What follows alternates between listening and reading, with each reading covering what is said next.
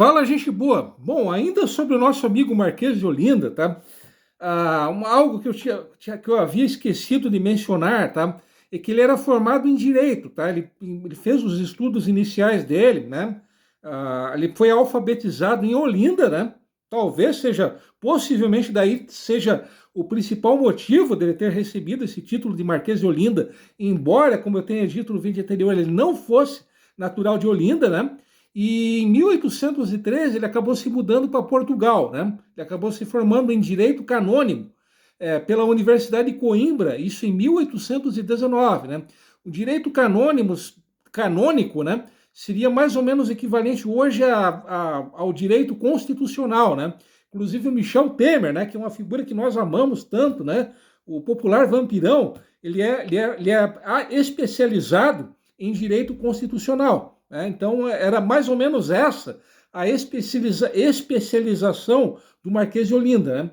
Bom, embora o Marquês de Olinda ele tenha feito parte daquele movimento que lutou pela independência do Brasil, ele acabou sendo, isso já em 1821, ele foi eleito deputado por Pernambuco e ele fez parte do que seria equivalente hoje a um Congresso Nacional de Portugal. Né? Então, ele foi deputado em Portugal. E isso durante mais ou menos um ano, né? E em 1823 ele foi deputado constituinte, né? Isso entre 1823 e 1824, né? Ele foi diretor da Universidade, da Faculdade de Direito de Olinda, isso em 1827, e a partir de 1837 ele foi senador por Pernambuco, né? E naquele período entre 1837 e 1840, né, em que ele foi regente, que ele acabou governando o Brasil em nome do Dom Pedro II, foram criados o Instituto Histórico e Geográfico Brasileiro, né, que ainda existe, é uma instituição afamadíssima, o Colégio Dom Pedro II, do Rio de Janeiro, famosíssimo, né, inclusive o Roberto, o Mala Carlos, né, o Chato Carlos, o Chato Beto Carlos, né? O Roberto Carlos, melhor dizendo, ele foi um aluno, ele estudou no Colégio Dom Pedro II, né? O Imperial, o Arquivo Imperial, né? Que é hoje o Arquivo Nacional, foi criado também durante a gestão do Marquês de Olinda, né? E um fato curioso, né? É que em 1840 ele acabou limitando a autonomia que os municípios brasileiros tinham, né? Então essa era uma das características do Marquês de Olinda. Ele foi um político muito centralizador, né? E ele era muito, inclusive ele foi um dos criadores do Partido Conservador, que não era bem um partido político, era mais um grupo político, né? Um movimento político, né? Ele foi um político descrito como muito cauteloso, né? Conservador ao extremo até, e quando havia alguma discussão no Congresso Nacional, né? Ele sempre ficava calado, né? E só em questões extremas é que ele acabava agindo, né? Ele acabava sendo o conciliador, o mediador, né? Então ele era descrito como um homem de poucas palavras, né? Uma pessoa até bem, um político até bem habilidoso, né? Bom, deixa eu ver se eu estou esquecendo mais alguma coisa. Bom, a princípio seria isso, né? Bom, uma coisa que eu já estava me esquecendo, né? É que, além desse título de Marquês, né? O Marquês de Olinda, né? Ele acabou recebendo 9 condecorações. Uma dessas condecorações que ele acabou recebendo foi a Ordem Imperial do Cruzeiro do Sul. Essa medalha, né, ela acabou sendo recriada em 1933 e é hoje a medalha nacional do Cruzeiro do Sul. Então, no tempo da monarquia, essa medalha ela já existia, só que a diferença é que no tempo da monarquia ela era dada a brasileiros que acabavam tendo uma atuação destacada, né, em diversas áreas, né, e esse foi o caso do Marquês de Olinda. Uma rápida curiosidade ainda sobre essa medalha, né, do Cruzeiro do Sul é que atualmente ela é dada a estrangeiros que se destacaram ou se destacam em suas atividades. Um fato curioso é que o Alain Prost, sim, o Alain Prost, aquele francês, aquele piloto francês de Fórmula 1, que cansou de perder para o Senna, e que é mais feio que dinheiro em calça de pobre em final de mês, né? O Alain Prost, ele acabou, pasmem, recebendo essa medalha do Cruzeiro do Sul. Por que motivo? Não se sabe, tá? Coisas do Brasil, tá? Bom, ainda sobre o Marquês de Olinda, né? Existe um imposto que é o imposto post-mortem, não sei se esse é o nome correto desse imposto, né? É imposto que se cobra sobre testamento, sobre herança, né? Quem souber melhor a respeito desse imposto, por favor, comente aqui embaixo, tá? Na época da monarquia, tá? Por uma lei de 18 de novembro de 1848, já existia esse tipo de imposto. Na época, o primeiro-ministro era justamente o Marquês de Olinda, né? Então, o governo brasileiro, como sempre, comendo, né, fatias consideráveis do dinheiro do pobre, do suado dinheiro do contribuinte, né? Mas voltando, tá?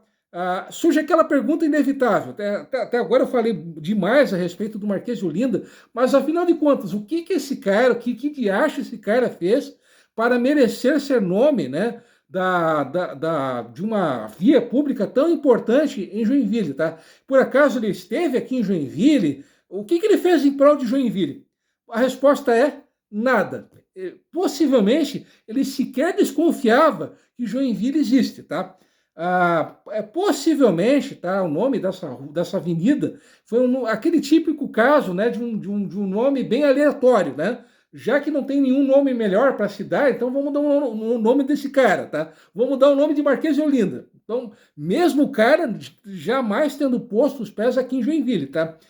Eu tentei encontrar alguma coisa, né, algumas informações a respeito da história, né, dessa via pública, dessa avenida, tá? E o que eu encontrei, infelizmente, foi muito pouca coisa, tá?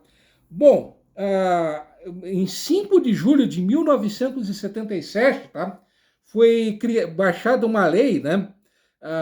Essa lei, né, essa lei municipal, que ontem completou 47 anos, ela dividia oficialmente Joinville em bairros, tá? Lá em 77, Joinville tinha 21 bairros, tá? É claro que o América, o Bucarém, o Santo Antônio, o Iriú, o Boa Vista, né? Todos esses bairros, eles já existiam, né? Só que isso não havia ainda uma lei oficializando isso, tá? Então, curiosamente, foi só em 77, repetindo, curiosamente, foi só em 1977 que Joinville passou a ser dividida em bairros, tá? Bom, por essa lei de 5 de julho de 77, tá? A Avenida Marquês de Olinda, ela é citada como determinando os limites dos bairros Costa e Silva, Glória, América e Dona Francisca. Esse bairro de Dona Francisca seria equivalente àquela região do Santo Antônio entre a estação da Celesc e a limite com o Distrito Industrial, tá? Repetindo, esse bairro de Dona Francisca equivale hoje a parte do bairro Santo Antônio, tá? Bom, vocês devem estar se perguntando, devem ter pensado, né? Bom, se lá em 77, né? Se lá numa lei de quase 50 anos atrás, essa avenida já é citada, então ela deve ser mais velha do que o Cid Moreira, né? Bom, aí é que entra a parte histórica dela, né? Bom, até vou mostrar aqui a foto desse cara, tá? Só um instante. Esse cara aqui, tá? Para quem não sabe, eu imagino que todos vocês, uma boa parte de vocês devam se recordar, se lembrar dele, tá? Esse cara aqui foi o Pedro Ivo Figueiredo de Campos, ele foi prefeito de Joinville, né? De 31 de janeiro de 73 até 31 de janeiro de 1977, tá? Foi o governador do estado de 1987 até 1990, né? Ele acabou falecendo em 27 de fevereiro de 1990, vítima de leucemia, né? Aos 59 anos de idade. Né? Foi militar, foi professor de matemática, corretor de imóveis, obviamente político, ele foi deputado estadual de 1967 até 1971, né? Presidente, um dos líderes do PMDB, enfim, né? Uma figura bem relevante, né? Por que eu estou mostrando a foto desse cara aqui que está desse indivíduo, né? Que está com cara com o jeito de quem está assistindo um jogo da seleção brasileira, exalando alegria. Bom, é que na gestão desse cara, ou seja, em 1973, surgiu um projeto que era o seguinte, tá? A princípio, o que hoje nós conhecemos como a Avenida Marquês de Olinda, tá? Ela começaria quase lá no aeroporto, tá? Ela começaria nas proximidades do aeroporto e terminaria na zona sul da cidade, quase quase no limite, né? De Joinville, caso eu esteja enganado, com Araquari, tá? Então, repetindo, a princípio, por esse projeto de 1973, tá? Durante a gestão do Pedro Ivo, que é esse cara cuja foto eu mostrei para vocês, tá? A Avenida Marquês de Olinda, ela começaria ali próximo do aeroporto e terminaria só na Zona Sul, tá? E a Marquês de Olinda, ela cruzaria o bairro Bucarém, tá? Passaria ali ela cruzaria a rua Florianópolis, tá? E passaria nas proximidades, tá? Próximo às margens do rio Bucarém, tá? Então, a princípio, essa seria a Avenida Marquês de Olinda, né? Então, ela seria gigantesca, uma avenida gigantesca, tá? Sabe-se lá por quê esse projeto ele acabou não indo a cabo, tá? Apenas parte do projeto original é que acabou saindo do papel, tá? A Avenida Marquês de Olinda, como nós conhecemos hoje, tá? Ela acabou surgindo em 1996, ou seja, no último ano da segunda gestão do Vítor Freita, tá?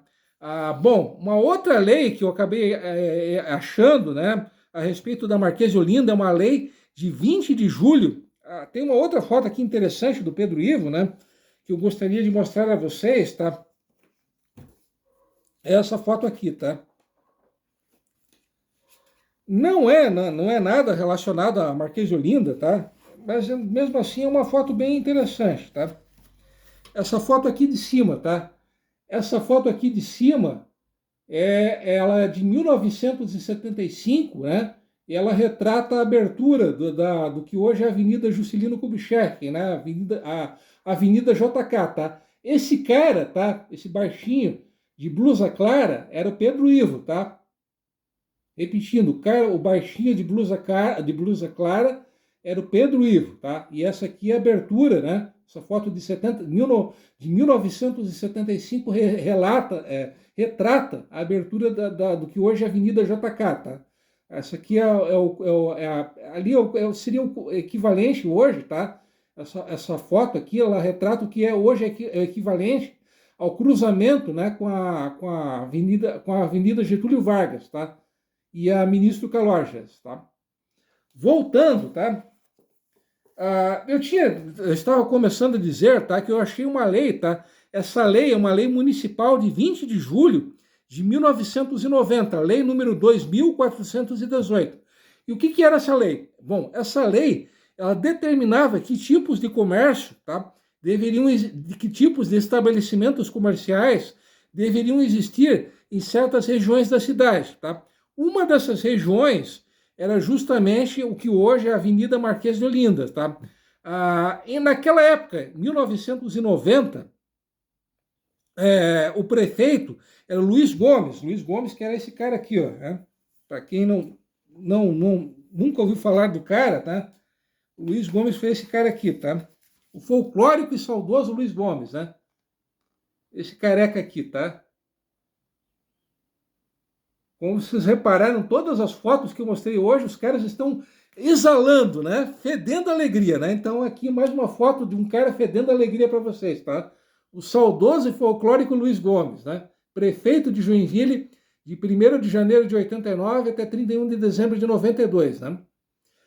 Bom, como eu tinha dito, como eu acabei de dizer, em 90 o prefeito era esse cara, né? E nessa lei dessa lei de 20 de julho de 1990, a Marquês de Olinda ela é citada, né? Ela aparece citada como um prolonga. Essa lei ela cita, né? o futuro prolongamento da projetada Avenida Marquês de Olinda, né? Então, em 90, ela ainda era chamada de Avenida Projetada Marquês de Olinda, né? Como eu disse para vocês ainda há pouco, né? Ela só saiu do papel, ela só se tornou o que é hoje em 96, né? Então, para vocês verem, né? A agilidade, a rapidez com que acontecem as obras públicas, né? No nosso querido Brasil, tá? Bom, deixa eu ver se eu esqueci, se eu estou esquecendo me esquecendo de mais alguma coisa. Bom, a princípio seria isso, tá? Bom, resumidamente, essa foi a história do Marquês de Olinda e da própria avenida que leva hoje o nome dele, tá? O cara que jamais botou os pés em Joinville, tá? Marquês de Olinda, né? Bom, perdoe-me, perdão por esse vídeo interminável, longo, chato, insuportável, tá? Mais uma vez, obrigado pela atenção e pelo carinho de vocês, tá? E como sempre, tradicionalmente, fui!